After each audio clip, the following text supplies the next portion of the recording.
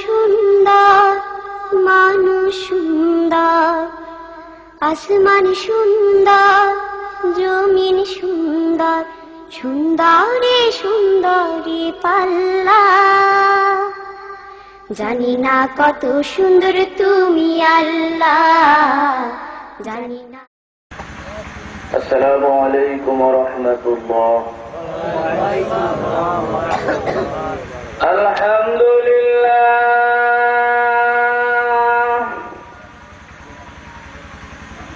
আলহামদুলিল্লাহ ওয়া কাফা ওয়া সালামুন আলা ইবাদিহিল্লাযীনা ইসতাফা।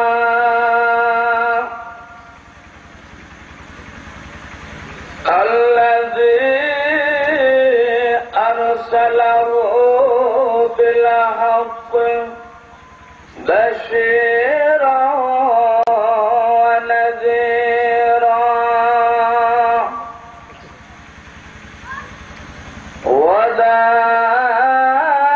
وداعيا إلى الله بإذنه وسراجا منيرا. فقد قال الله تعالى في كلامه.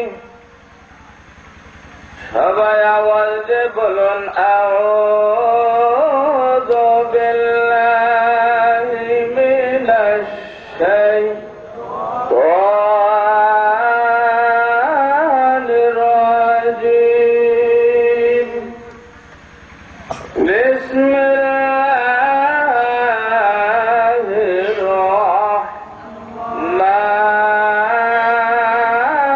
রাহমানির রাহিম. وَإِذْ قَالَ مُوسَى لِفَتَاهُ لَا أَبْرَحُ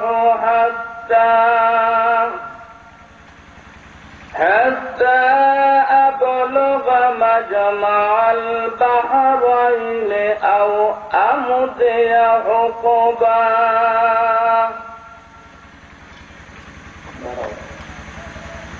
وقال رسول الله صلى الله عليه وسلم إن الجنة تشتاق على 5 نفر تالي القرآن وحافظ اللسان ومطعم الجيعان ومكسي العريان وما صلى على حبيب الرحمن. صدق الله مولانا العظيم وصدق رسوله النبي الكريم. إن الله وملائكته يصلون على النبي. يا أيها الذين آمنوا صلوا عليه وسلموا تسليما. اللهم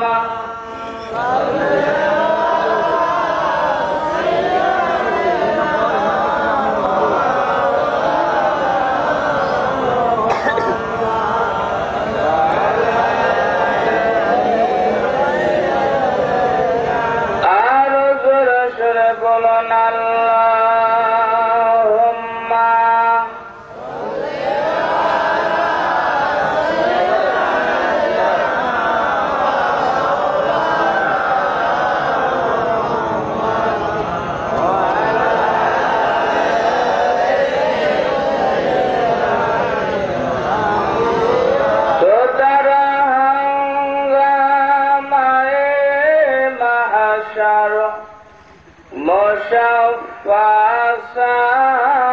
تقدور كشيما دشت مضطر بريد جنة المأوى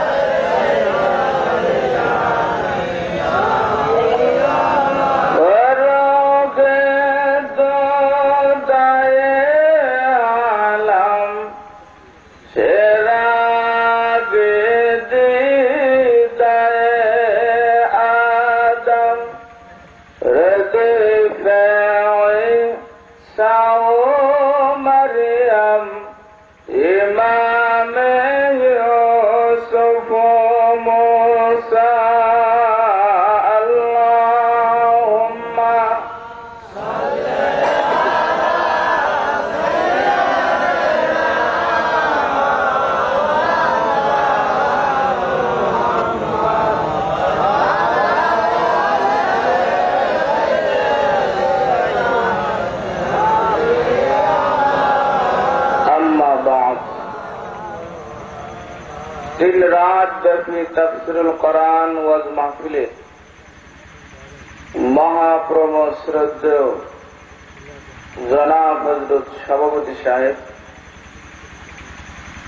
দিন রাত ব্যাপী তফসিরুল কোরআন মাহফিলের প্রথম রজনী প্রথম দিনের প্রধান অতিথি বিশিষ্ট ইসলামিক চিন্তাবিদ মুফাসসির কোরআন ভান্ডারিয়ার দরবারের গদ্দিনিশীন আলা হযরত পীর সাহেব হুজুর কিবলা দামাত বরকাতুহু আলিয়া উপস্থিত ভান্ডারিয়ার বড় হুজুর পীর কিবলা উপস্থিত হযরতে উলামায়ে কেরাম সামনে ভবিষ্ঠ ইমানদার ভাইরা পর্দার অন্তরালে সম্মানিতা মহতারিমা মা ও বোনেরা শুকরিয়া মহান আল্লাহ রাব্বুল আলামিনের দরবারে যে মহান রব্বুল আলামিন তিন রাত ব্যাপী এই ইসালে সফ তাফসীরুল কোরআন মাহফিলের প্রথম দিনে তিনার এই জান্নাতি বাগিচার মেহমান হিসেবে আমাদের কবুল করেছেন। শুকরিয়া আদায় করে বলুন আলহামদুলিল্লাহ। আরো জোরে বলেন। 3 দিন ব্যাপী এই মাহফিলের প্রথম দিন কিছু মানুষ নিয়ত করে বসে আছে, আজ যাব না আগামীকাল যাব। কথা ঠিক কিনা? আচ্ছা, আগামীকাল উনি বাঁচবে এরকম কোন খবর ওনার কাছে আছে? এলাকার অনেকে কিন্তু আবার এই নিয়োগ করেও আছে, একদম শেষের দিন যাব যেদিন খিচুড়ি খাওয়ায়। কথা ঠিক কিনা? কিন্তু আমাদের হায়াতের তো কোনো গ্যারান্টি নেই। গ্যারান্টি আছে যে আল্লাহ রাব্বুল আলামিন আমাদের আসার মতো সুযোগ করে দিয়েছেন প্রথম দিনে। তিনার দরবারে আবারও শুকরিয়া আদায় করে বলি আলহামদুলিল্লাহ। আরো জোরে বলুন। বুদ্ধির বলে আমরা কেউ আসি নাই এই কোরআনের মাহফিলে। বুদ্ধিমান অনেক মানুষ, ওনারা এখন আসতে পারে নাই। কথা ঠিক কিনা? শক্তির বলেও আমরা আসি নাই। শক্তিশালী বহু পাবলিক আছে, ওরা এখন আসতে পারে নাই। বুদ্ধির বলেও আসি নাই, শক্তির বলেও আসি নাই। মহান এক শক্তির মালিক যিনি আমাদেরকে এখানে আসার সুযোগ করে দিয়েছেন, বলেন তো এই মহান শক্তির মালিক কে? আরো জোরে কন্যা। দিলে মুস্তার সে কুজ আয়রৌনা কে ওয়াস মাবুদায়া নেহি লায়া কিয়া হো রাসে কও না যাও পর চুপা করো बड़े माफी से उठाया किया हो দুনিয়ার মধ্যে আমরা একা একা আসি নাই, কেউ আমাদেরকে আনছে। মাহফিলে আমরা একা একা আসি নাই, কেউ আমাদেরকে আনছে। এই মহান রব্বুল আলামিন আমাদেরকে দয়া করে মায়া করে দিন রাত ব্যাপী কোরআনের মাহফিলের প্রথম দিনে আমাদেরকে আসার মতো বসার মতো একটু সুযোগ দিলেন। তিনার দরবারে আবারও শুকরিয়া আদায় করে বলি আলহামদুলিল্লাহ। ওয়াজ জীবনে আমরা কম শুনি নাই। বাঙালি ওয়াজ শুনে বেশি, মানে বেশি না কম? জোরে কর। সারা রাত ওয়াজ শুনে ফজরের নামাজ পড়ে না, এই পাবলিক আমাদের বেশি না কম? এজন্য শোনে বেশি, মানে বেশি না কম? দিন রাত এই তাফসীরুল কোরআন ইসলামের সব মাহফিলে হযরত আলেম উলামা পীর মাশায়েখ আলোচনা করবেন। কিছু কথা মানার নিয়ে তো শুনবেন, আল্লাহ যেন মানার সুযোগ করে দেয়। সবাই বলেন আমিন। হায়াত মউত এটা কার হাতে? কখন কে কোন সময় মারা যাব কেউ কি জানি? কি বলেন? জানি। আমি তাফসীর ইবনে কাসির থেকে আপনাদের একটা আলোচনা শোনাই। আজ রাত বেশি হবে না, আমি মাত্র 1 ঘন্টার কথা বলবো। আমার পরেই আমার প্রমশ্রদ্ধ উস্তাদ ঐতিহ্যবাহী ভান্ডারিয়া সিদ্দিকিয়া সিনিয়র মাদ্রাসার সুযোগ্য প্রিন্সিপাল হুজুর, রাজবাড়ী জেলার বিজ্ঞ আলেমে দ্বীন আলহাজ জনাব হযরত মাওলানা আবুল ইরশাদ মোহাম্মদ সিরাজুল মুনির সাহেব দামাত বরকাতুহুম আলিয়া, উনি আমাদের মাঝে উপস্থিত হয়েছেন। শুকরিয়া আদায় করে বলেন আলহামদুলিল্লাহ। অল্প সময়ের মধ্যেই হুজুর কেবলা স্টেজে তাশরিফ আনবেন ইনশাআল্লাহ। আসার আগ পর্যন্ত আমি সামান্য সময় কথা বলবো। আমি তাফসীর ইবনে কাসির থেকে আপনাদের একটা আলোচনা শোনাই। আল্লামা ইবনে কাসির রাহমাতুল্লাহ লিখছেন, একটা গরিব ছেলে এক বাড়িতে রাখালি থাকে। ওই বাড়িওয়ালার সন্ধ্যাবেলায় একটা কন্যা সন্তান জন্মগ্রহণ করছে। বাড়ির মালিক কয়, বাড়িতে আগুন ধরানোর মতো ম্যাচ নাই, তাড়াতাড়ি যাও বাজারে যা একটা ম্যাচ নিয়ে আস। ছেলেটা ম্যাচ আনার জন্য বাড়ি থেকে রওনা দিয়ে বাজারের দিকে যায়। প্রতিমধ্যে একটা লোক কয়, ভাই তারাও তুমি কোন জায়গায় যাও? বলে আমার বাড়িওয়ালার একটা কন্যা সন্তান জন্মগ্রহণ করছে, বাড়িতে আগুন ধরানোর জন্য ম্যাচ নাই, আমি ম্যাচ আনতে যাই। বলে ম্যাচ আনবা, ঠিক আছে, ওই মেয়ের সম্পর্কে 3টা ভবিষ্যৎবাণী শোনো। কয়টি? জোরে কন। যে 3টি ভবিষ্যৎবাণী শোনো। এক এক দিকের ঘরে এক একটা মাইকে তুমি দিছো, কথা ঠিক না? এই জন্য 2 দিকের সাউন্ড 2 রকম। এটা তো তোমার ঠিক হয় না। সাউন্ড হবে 2টে একই রকম। প্রথম দিনে যাই হোক, দ্বিতীয় দিনের দিন এরকম হয় না। আমি কিন্তু আগামীতে লাগবো, এই জন্য তোমার কিন্তু মাইক সেটিং হয় নাই। তোমার 2টা মাউথ দিচ্ছে, তুমি হরেন বাক করে দিছো, এটা নিয়ম না। একটাই ঢোকাইতে হবে যেন সাউন্ড একই রকম হয়। একটা জোরে হচ্ছে, একটা আস্তে হচ্ছে। বামেরটা একরকম, ডানেরটা একরকম, এরকম ওয়াজ করা যায় না।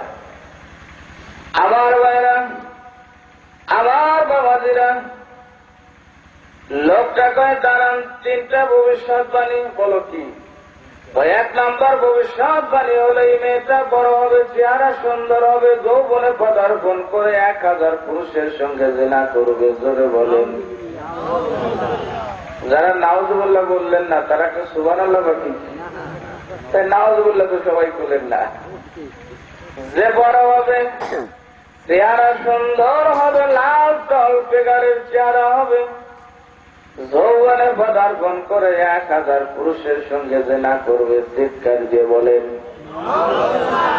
আর 2 নম্বর ভবিষ্যৎবাণী হলো এই মেয়েটার সঙ্গে তোমার বিবাহ হবে। কি কয়? 1000 পুরুষের সঙ্গে জিনা করে তোমার সাথে বিয়ে হবে। যুবকের মাথা ঠিক নাই, কয় কি? যুবকদের চরিত্র যতই খারাপ হোক, বিয়ে করার সময় কিন্তু ভালো মেয়ে খোঁজে, কথা ঠিক কিনা? 3 নাম্বার ভবিষ্যৎ জানি, এই মেয়েটার মাকড়সার হাতে মৃত্যু হবে। এবার ছেলেটা 1 নাম্বার আর 3 নাম্বার শুনে বেজার হয় নাই, মাঝখানেটা শুনে মাথা ঠিক নাই। ও জেনা ব্যভিচার করে আমার সঙ্গে বিবাহ হবে, ওরে আর বাঁচাবো না।